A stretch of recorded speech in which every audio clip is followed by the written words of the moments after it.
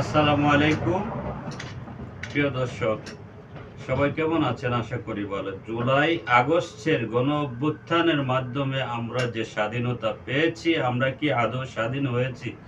একবার এই কথাটা চিন্তা করেন। আমাদের প্রবাসীদের কথা একটু যদি বলি, সবাই ভিডিওটি শেষ পর্যন্ত দেখেন, খুবই গুরুত্বপূর্ণ কথা।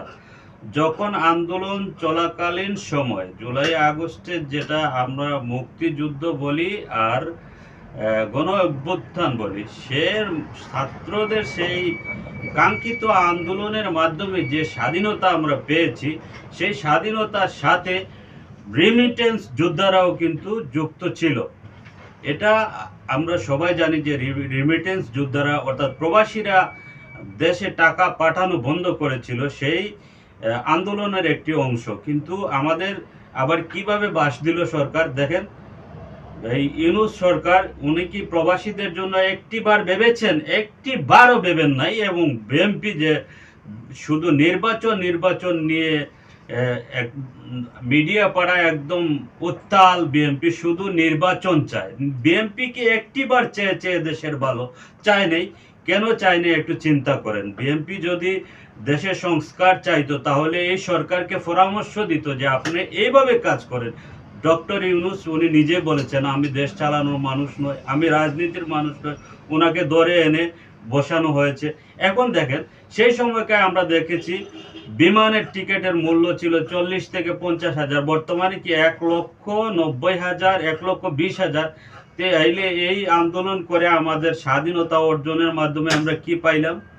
প্রবাসীরা পাইলাম কি? আমার আমার এক বন্ধু, উনি দেশে যাবে, বারবার বলতেছে, ভাই বিমানের টিকিট এমন যে সাহসে দিচ্ছে না। এই দেশে যাদের দেশে মূল্যায়ন নাই, আমরা প্রবাসী যারা, তাদের ফ্যামিলিতেও মূল্যায়ন নাই, এমনকি আমাদের দেশেও আমাদের মূল্য নাই আমাদের। এবার দেখেন আমরা পাইলাম কি?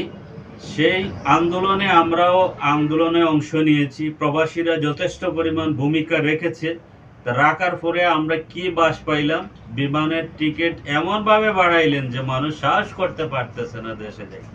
আপনারা দেশের সংস্কার করবেন, আপনারা কি করলেন?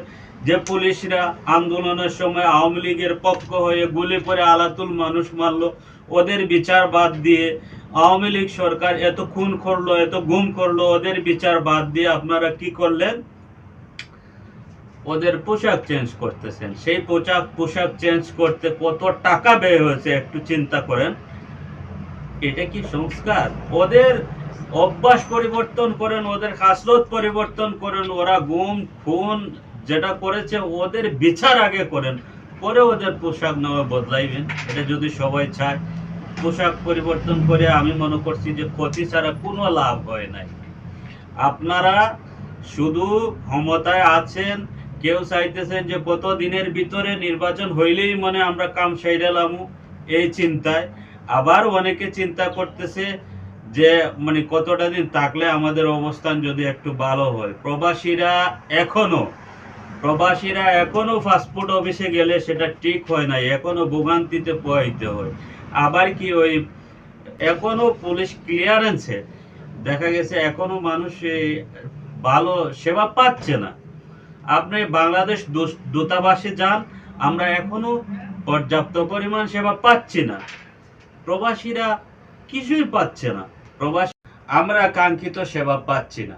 প্রবাসীরা সে আন্দোলনে যুক্ত ছিল, ছাত্ররা আন্দোলন করেছে, ভালো কথা। ছাত্রদের পাশাপাশি বিভিন্ন দল এখানে অংশ নিয়েছে, এটাই বাস্তব। একা ওদের মাধ্যমে এই আন্দোলন সফল হয় নাই। কিন্তু যারা যারা অংশ গ্রহণ করেছেন, সবার প্রতি সম্মান এবং শ্রদ্ধা রেখে আমি বলতে চাই, যে মানুষগুলা সেই দিন খুন হয়েছিল, যারা এখনো পঙ্গুত্ব জীবন যাপন করছে, তাদের বিচার বাদ দিয়ে আপনারা শুধু এখনো তেল মারতেছেন। কেউ এখনো চাচ্ছে আওয়ামী লীগ সরকার আবার আসুক। আবার আমি মানছি আওয়ামী লীগ দল খারাপ নয়, কিন্তু আওয়ামী লীগ দলে যারা খারাপ করেছে তাদের বিচার করুন। আপনারা এসব ভুলে গেছেন। বিএনপি শুধু চাচ্ছে একবার তা নির্বাচন দিলে আমরা কাম সাইরালাম। আগামী নির্বাচন কি এত সোজা খেলা মনে করছেন? মানুষ এখন সব বুঝে। মানুষকে স্বস্তির সাথে বাঁচতে দেন।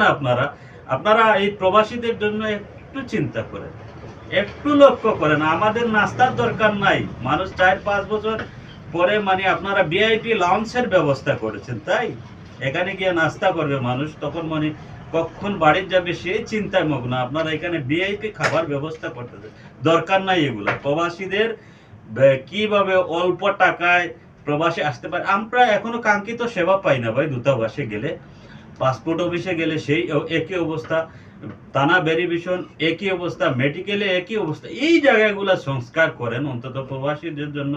অনেকে অনেক ভিডিওতে বিভিন্ন দাবি তুলে ধরেছে, কিন্তু এগুলাতে তো কারো মন নাই। এবার দেশের সব কিছু দাম বাড়াই দিয়ে একদম মানে মানুষের মাথা নষ্ট করে দিছে এই ইউনূস সরকার। আমি জানি না মানে এই বিভিন্ন দলগুলা যদি এই সরকারকে সহযোগিতা করতো তাহলে মনে হয় এগুলা একটু আরো ভালো হইতো, কিন্তু বিভিন্ন দল ওদের পেট, এরা বলতেছে আমরা 16-17 বছর কিছু খাই নাই, পেট একদম খালি, এমন কিভাবে পেটটা বলবো, একটা ব্যবস্থা করে দেন, এরকম চিন্তাধারা অনেকে।